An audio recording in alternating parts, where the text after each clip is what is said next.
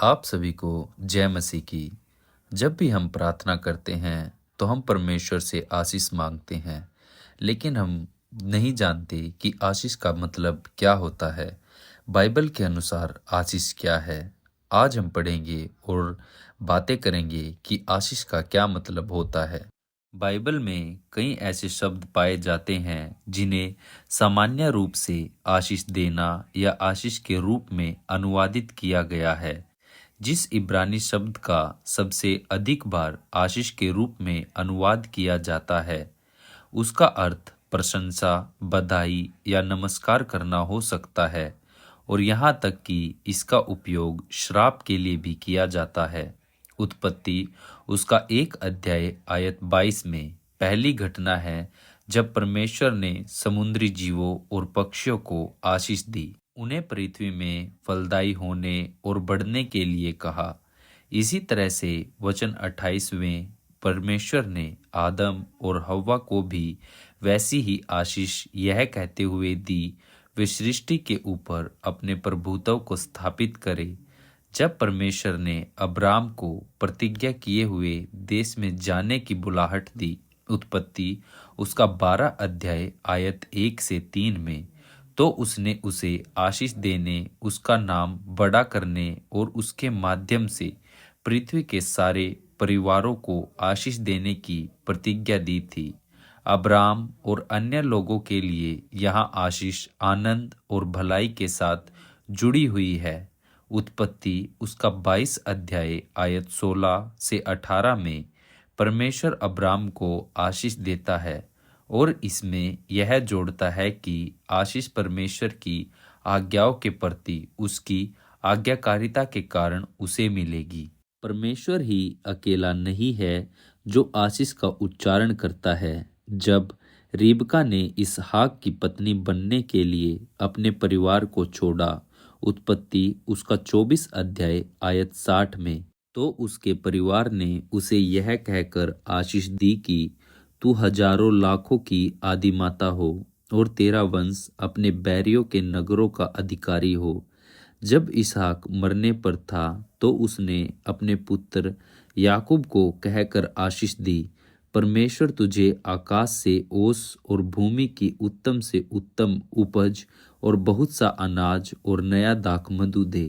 राज्य राज्य के लोग तेरे अधीन हो और देश देश के लोग तुझे दंडवत करे। तू अपने भाइयों का स्वामी हो और तेरी माता के पुत्र तुझे दंडवत करे। जो तुझे शाप दे वे आप ही शापित हो और जो तुझे आशीर्वाद दे वे आशीष पाए। उत्पत्ति उसका 27 अध्याय आयत 28 और 29 में। आशीष के लिए एक अन्य इब्रानी शब्द इशेर है, जिसे आनंद के रूप में भी अनुवादित किया गया है।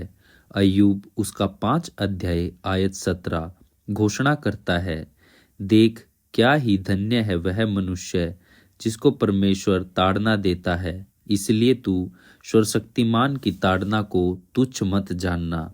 यह आशीष इस ज्ञान से जुड़ी हुई है कि परमेश्वर हमें सही मार्ग पर ले जाने के लिए अगुवाई दे रहा है। परमेश्वर की ताड़ना वास्तव में हमारे लिए उसके प्रेम का प्रदर्शन है। ठीक वैसे ही जैसे एक अभिभावक सड़क के माध्यम में खेलने वाले अपने बच्चे को अनुशासित करता है। भजन संहिता उसका 1 अध्याय आयत 1 से 3 में इस विषय को और आगे बढ़ाता है, जब वह ऐसे कहता है, धन्य क्या ही धन्य है वह पुरुष जो दुष्टों की युक्ति पर नहीं चलता और न पापियों के मार्ग में खड़ा होता और न ठट्ठा करने वालों की मंडली में बैठता है, परंतु वह तो यहोवा की व्यवस्था से प्रसन्न रहता है और उसकी व्यवस्था पर रात दिन ध्यान करता रहता है। वह उस वृक्ष के समान है जो बहती नालियों के किनारे लगाया गया और अपनी ऋतु में फलता है और जिसके पत्ते कभी मुरझाते नहीं। इसलिए जो कुछ वह पुरुष करे वह सफल होता है। भजन संहिता की पुस्तक उन लोगों के लिए इस तरह के आनंद को पाने के लिए आशीषों के संदर्भ में भरी हुई है, जो परमेश्वर से प्रेम करते और डरते हैं। नए नियम में आशीष के रूप में अनुवादित दो प्राथमिक यूनानी शब्द है। मकारियोस आनंद के शब्द को वहन करता है, जिसे हमें अभी अभी देखा है। मती उसका 5 अध्याय और लूका उसका 6 अध्याय के दिए गए वचन उन लोगों की पूर्णता की अवस्था का वर्णन करते हैं जो परमेश्वर में अपने उद्देश्य को पूर्ति को पाते हैं। जैसा कि भजन संहिता में पाया जाता है, सर्वोच्चम जीवन उन लोगों के लिए उपलब्ध है जो परमेश्वर से प्रेम करते हैं और उससे डरते हैं और उसके वचन के अनुसार अपने जीवन को व्यतीत करते हैं। रोमियो उसका 4 अध्याय आयत 6 से 8 इस आनंद को उन लोगों के लिए आशीष के साथ बांध देता है जिनके पाप क्षमा किए गए हैं, क्योंकि वे जानते हैं कि परमेश्वर के साथ उनके संबंध बहाल हो गए हैं। यूलोगियो अच्छे शब्दों या उस अच्छी रिपोर्ट के ऊपर अपने ध्यान को केंद्रित करता है जो हम किसी दूसरे को देते हैं और उस आशीष का भी वर्णन करता है जिसे हम अपने भोजन को करने से पहले मांगते हैं। मती उसका 26 अध्याय 26 आयत, इफिसियो उसका 1 अध्याय आयत 3 परमेश्वर को उन सभी आशीषों के लिए धन्य ठहराता है जिसे वह मसीह में हमें देता है। और 1 पतरस उसका 3 अध्याय आयत 9 हमें उन लोगों को आशीष देने का निर्देश देता है जो हमारे साथ दुर्व्यवहार करते हैं, क्योंकि हमें परमेश्वर से आशीष प्राप्त करने के लिए बुलाया गया था। इन बातों के एक साथ लाने पर हम देखते हैं कि आशीष भली इच्छा और आनंद का एक ऐसा कथन है जिसे दूसरे के बारे में कहा जाता है।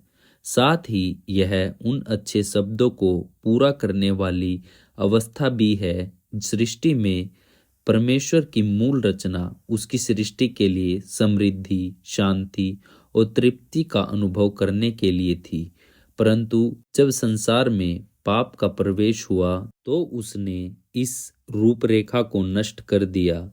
आशीषों के कथन परमेश्वर की इच्छा है कि वह दूसरों के ऊपर अपने अनुग्रह या अपने द्वारा निहित भलाई की घोषणा को बहाल करे। परमेश्वर ने जिसे अंतिम आशीष को दिया है वह नया जीवन और क्षमा है जो उसके पुत्र यीशु मसीह में विश्वास के माध्यम से आती है। हम दिन प्रतिदिन जिस भौतिक आशीष का आनंद लेते हैं वह अस्थायी है, परंतु मसीह में हमारे लिए उपलब्ध है। आत्मिक आशीष समय और अनंत काल के साथ साथ भौतिक और अभौतिक दोनों है। जैसा कि भजनकार ने कहा है, क्या ही धन्य वह है जिसका सहायक याकूब का परमेश्वर है और जिसका भरोसा अपने परमेश्वर यहोवा पर है। भजन संहिता उसका 140 अध्याय आयत 5 में। परमेश्वर आप सभी को आशीष दे।